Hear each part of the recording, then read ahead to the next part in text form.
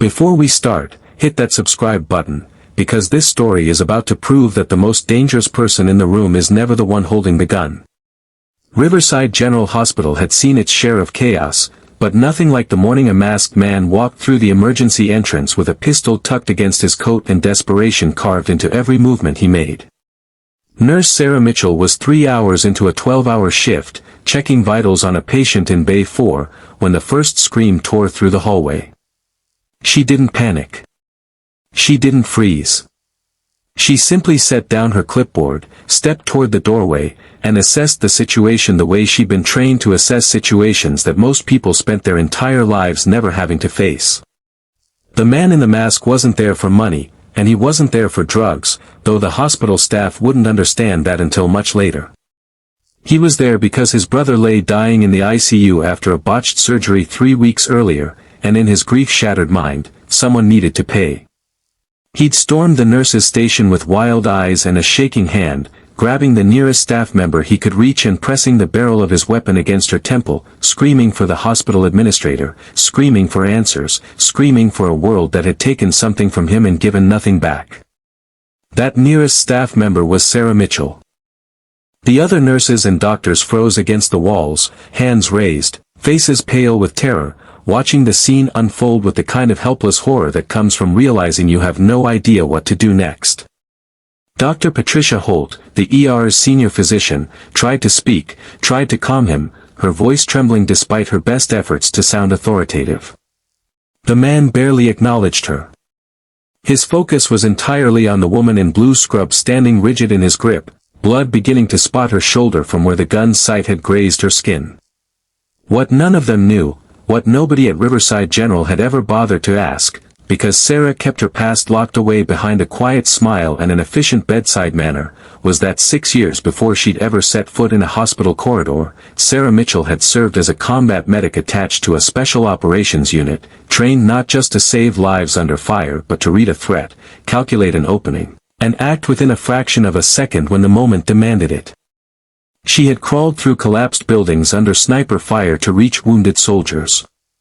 She had disarmed a panicked, injured combatant twice her size in the back of a moving vehicle during an extraction gone wrong. She knew, better than almost anyone standing in that hallway, exactly how a frightened, untrained man holding a gun would move, breathe, and hesitate. "You don't have to do this," she said, her voice steady, low, deliberately calm in a way that seemed to surprise even the gunman himself. "Tell me what happened. Tell me about your brother." The words landed like a crack in his armor.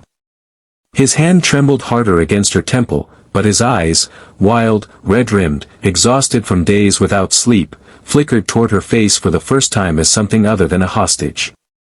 "They killed him," he choked out. "The doctors killed him and nobody's going to answer for it." "I'm listening," Sarah said. "But you're scaring everyone in this hallway, including people who had nothing to do with what happened to your brother. Let me help you. Let's talk this through somewhere quieter." He hesitated.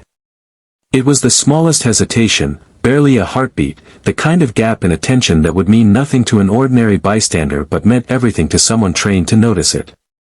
Sarah's hand moved before her mind had even fully registered the decision, years of muscle memory built through drills she'd run 1,000 times in far more dangerous places than a hospital hallway.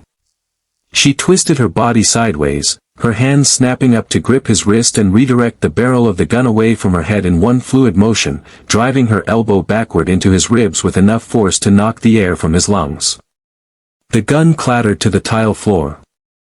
Sarah swept his legs from under him in the same breath, pinning his arm behind his back with a controlled, practiced pressure that left him groaning but unharmed, immobile against the cold floor of the hallway he'd stormed into moments before with a weapon and a plan for vengeance.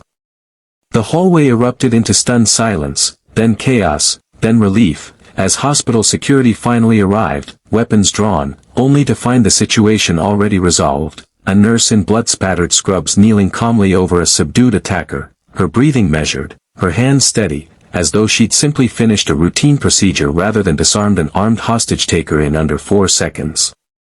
Dr. Holt stared at her, speechless.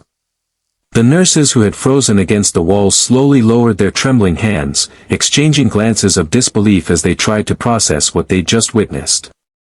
Nobody moved for a long moment, the only sound in the hallway the muffled sobs of the gunman now pressed against the floor, finally broken and disarmed, all the desperate fury drained out of him in an instant. "Where did you learn to do that?" one of the younger nurses finally whispered, her voice shaking. Sarah rose slowly to her feet, straightening her scrub top, glancing down at the man now being cuffed by arriving officers. For a moment, she said nothing, her mind flickering back to sandstorms and gunfire and the faces of soldiers she'd carried to safety in places most of her colleagues would never see even in their nightmares. "A long time ago," she said quietly, "in a different life."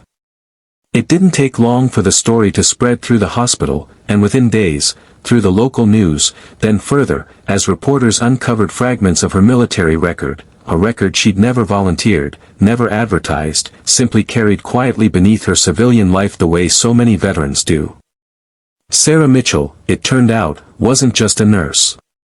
She was a decorated former Special Operations combat medic who had saved 11 lives during a single deployment overseas, whose skill in close-quarters response had once been the reason an entire unit made it home alive.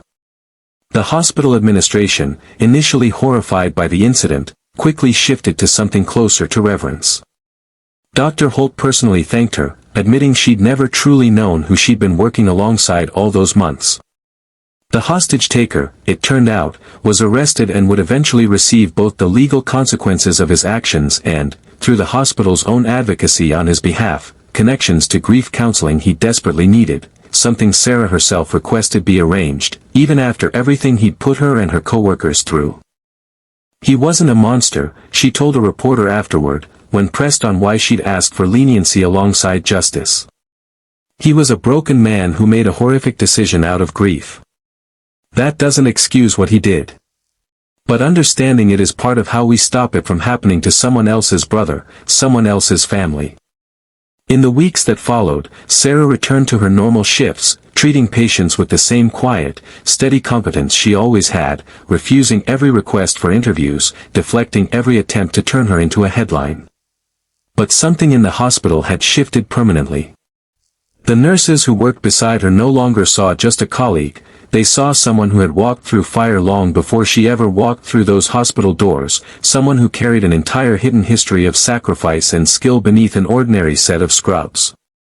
The hostage taker had chosen his target at random, grabbing the nearest person in a moment of blind desperation, never imagining for even a second that the woman he'd seized was anything other than an ordinary civilian caught in the wrong place at the wrong time.